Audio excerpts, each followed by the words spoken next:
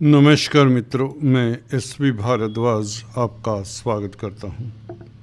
दोस्तों, जनवरी के महीने की चर्चा करेंगे। जनवरी में कुछ जो कॉम्बिनेशन बन रहे हैं, कुछ बहुत सुखद हैं और कुछ सतर्क भी करते हैं आपको। जैसा कि पंचम भाव में मैंने ये चारों ग्रहों को दिखाया है। ये सभी ग्रह फर्स्ट हाफ में जनवरी के आपके चतुर्थ भाव में है, धनु राशि में है, और सेकंड हाफ में बल्कि 13 तारीख से शुक्र का सबसे पहले परिवर्तन होगा, जिसकी हम चर्चा खुलकर करने वाले हैं इस वीडियो से। भाग्यस्थान के मालिक हैं शुक्र, आपके कुटुंब के मालिक हैं। आपको बताना चाहता हूँ, ये चर्चा कन्या लगन के लिए ज़्यादा है। गौर करिए दोस्तों, अगर आपको अपना लगन मालूम है तो ये चर्चा कन्या लगन पर ज़्यादा आधारित है। कन्या राशि वालों के लिए उतनी कारगर नहीं होगी। अगर आपको कुंडली का ज्ञान है अपनी, और पहले भाव में जहाँ पर ये 6 नंबर लिखा है तो आपका कन्या लगन है। जहाँ पर चंद्रमा लिखा होता है, अगर आपकी कुंडली में चंद्रमा 6 नंबर में लिखा हुआ है तो आपकी कन्या राशि होती है।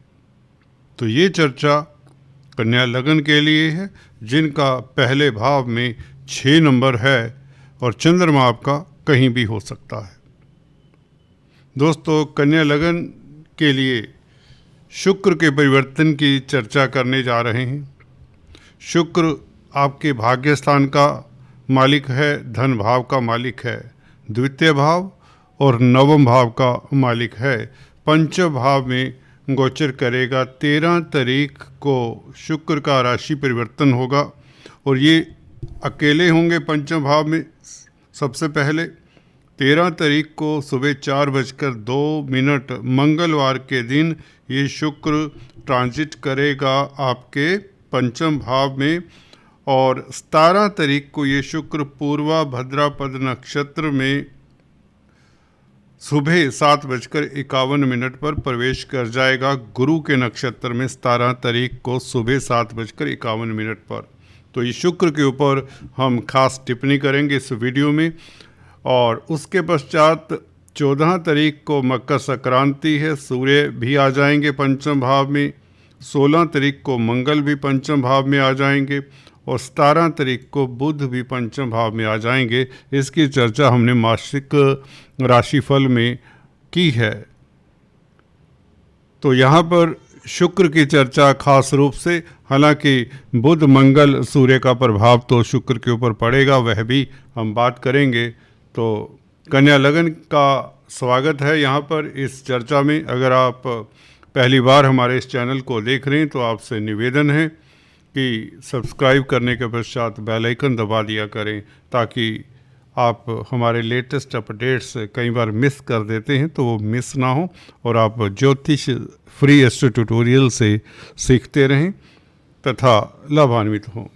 शुक्र दोस्तों भौतिकता के प्लैनेट हैं और आपके भाग्य स्थान के मालिक हैं। इसका परिवर्तन आपके लिए काफ़ी महत्वपूर्ण होता है, क्योंकि किस्मत का मालिक अगर अच्छी स्थिति में हो तो किस्मत साथ देती है। भौतिकता के प्लैनेट हैं, ज़मीन जायदाद प्रॉपर्टी के, प्यार मोहब्बत के, सुंदरता के, सौंदर्य के, और जो भी संसार में सुंदर वस्तु है वह शुक्र के अधीन है। शुक्र उसके कारक हैं, यूँ समझे। पुरुषों की कुंडली में यह पत्नी है शुक्र, लक्ष्मी, ग्रह लक्ष्मी कहें तो। शुक्र का पुरुषों की कुंडली में अच्छा होना बहुत इम्पोर्टेंस रखता है, खासकर अगर आपका कन्या लगन है तो ये तो भाग्यस्थान के भी मालिक हैं। पत्नी भाग्यस्थान की मालिक है, यूँ समझे कन्या लगन वालों के लिए। शादी के बाद कन्या लगन वालों का भाग्य उदय होता देखा गया है। किस्मत साथ देती है शादी के बाद, अक्सर ये देखा जाता है। शुक्र दोस्तों पंचम भाव में, पंचम भाव विद्या बुद्धि संतान का भाव है, स्पेकुलेशन का भाव भी है, रोमांस इत्यादि का, क्रिएटिविटी का, और कॉम्पिटिटिव एग्ज़ाम्स का विचार भी यहाँ से किया जाता है। 13 तारीख सुबह 4 बजे जैसे ही शुक्र यहाँ पर प्रवेश करते हैं तो 13 तारीख तो आपके लिए बहुत लाभकारी है। खासकर अगर आपका कन्या लगन है या कन्या राशि भी 13 तारीख के लिए, कन्या राशि वाले भी काफ़ी भाग्यशाली रहेंगे। सिर्फ और सिर्फ 13 तारीख, मैं रिपीट कर रहा हूँ, यहाँ पर स्पेकुलेशन वालों के लिए बता रहा हूँ, जो शेयर स्टॉक मार्केट का कामकाज करते हैं और जो पूंजी अपनी रिस्की इन्वेस्टमेंट जो करते हैं कहीं तो उनके लिए 13 तारीख सुखद है। 14 तारीख सूर्य क्योंकि साथ में आ जाएगा तो सूर्य शुक्र का मित्र नहीं है, वैसे भी 12वें भाव का मालिक हो जाता है कन्या लगन के लिए।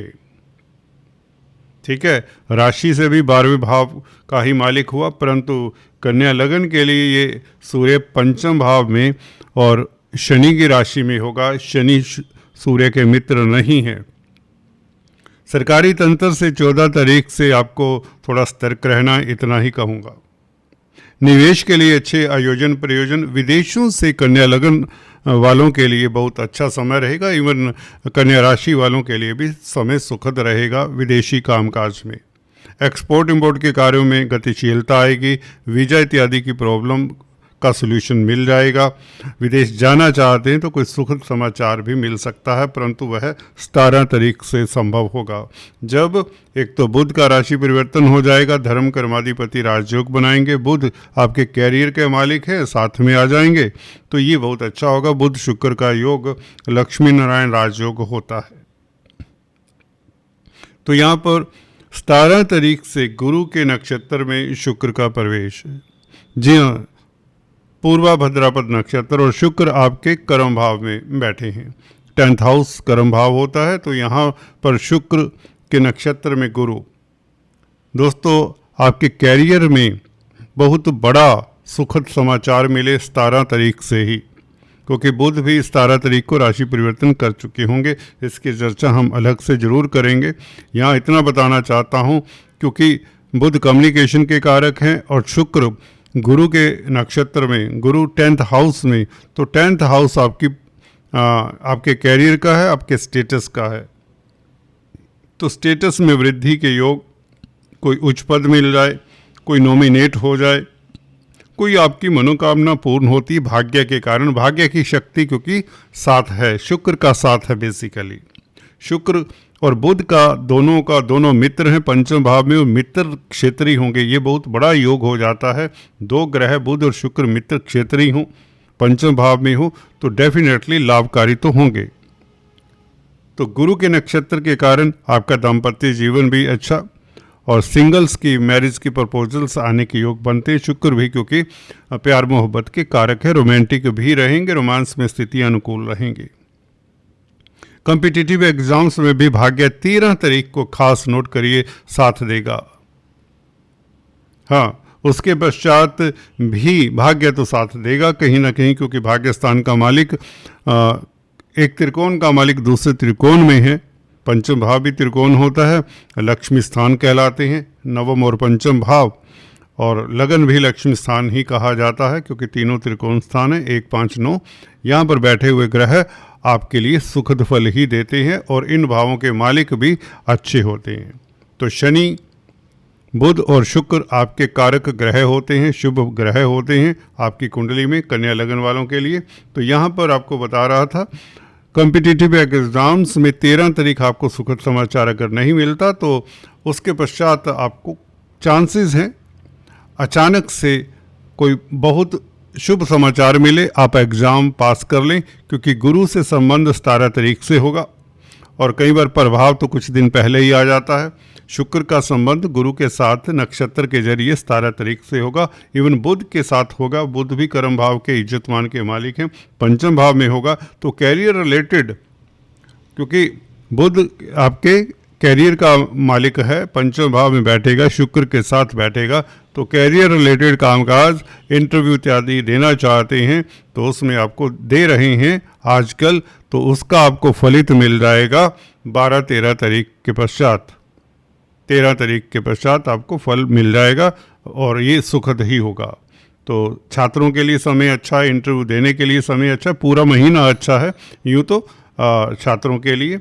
और इसी तरह स्पेकुलेशन के लिए भी 13 तारीख तक तो लाजवाब है, उसमें कोई दो राय नहीं। हाँ, उसके पश्चात मंगल का राशि परिवर्तन भी होगा। मंगल दोस्तों 16 तारीख से जैसे साथ में आएंगे, मंगल क्या है, अष्टम भाव के मालिक हैं, तृतीयेश भी हैं, अकारक ग्रह हैं, शुभ ग्रह नहीं है मंगल आपके लगन के लिए खासकर। तो मंगल 16 तारीख से कहीं ना कहीं अवरोध भी डालते हैं आपके कार्यों में, कहीं ना कहीं नुकसान का भय भी बना रहता है मंगल के कारण, क्योंकि बुध के भी मंगल मित्र नहीं। 17 तारीख से बुध और मंगल का संबंध बनेगा और कहीं ना कहीं ये दिक्कत देता है।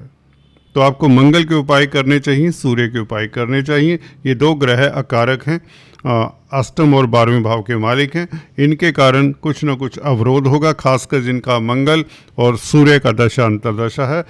मैंने शुरुआत में बताया ये राशिफल कन्या लगन के लिए, इसलिए आपको दशा अंतर्दशाओं को भी देख लेना चाहिए।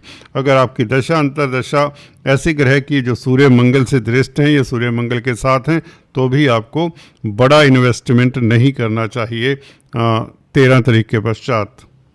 14 तारीख मकर संक्रांति है, आपको सूर्य की उपासना करनी चाहिए, सूर्य के निमित्त दान जाप करना चाहिए, गुड़ गेहूं का दान करें, आदित्य हृदय स्तोत्र का जाप करें। सरकारी तंत्र में कुछ ऐसा हो सकता है जिसके लिए आप तैयार ना हो।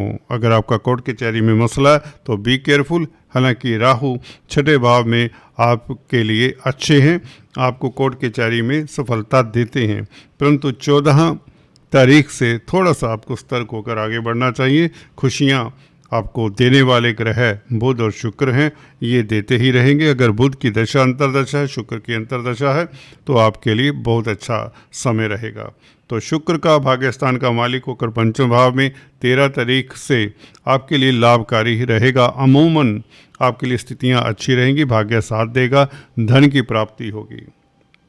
17 तारीख से जैसे ही गुरु के नक्षत्र में शुक्र प्रवेश करते हैं तो कैरियर में अच्छा कुछ ना कुछ घटने वाला है 17 तारीख से, और दाम्पत्य जीवन भी अच्छा रहेगा। भागीदारी में कामकाज करते हैं तो बेहतर फल मिलेगा, क्योंकि सप्तम भाव के मालिक भी हैं गुरु, और गुरु के नक्षत्र में शुक्र पूर्व भद्रपद नक्षत्र में 17 तारीख से ये अच्छा रहेगा।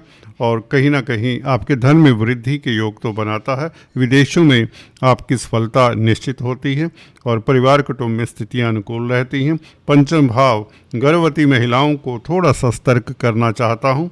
यहाँ पर 13 तारीख के पश्चात कोई सर्जरी ना करवाएं, कोई अगर डिले किया जा सकता है कुछ दिन तो अच्छा रहेगा, परंतु 13 तारीख तक गर्भवती महिलाओं के लिए भी समय अच्छा है, कंसीव करने के लिए भी इवन समय उत्तम है। कुल मिलाकर ये था शुक्र का राशि परिवर्तन। आपके लिए स्थितियां अनुकूल रहेंगी, भाग्य के कारण धन आएगा, धन की स्थिति बेहतर रहेगी, परिवार में माहौल अच्छा रहेगा और विदेशों से खास सफलता के योग बनते हैं। सरकारी तंत्र से 14 तारीख के पश्चात थोड़ा सा सतर्क रहें। आज इतना ही। Thanks for watching this video. God bless you all.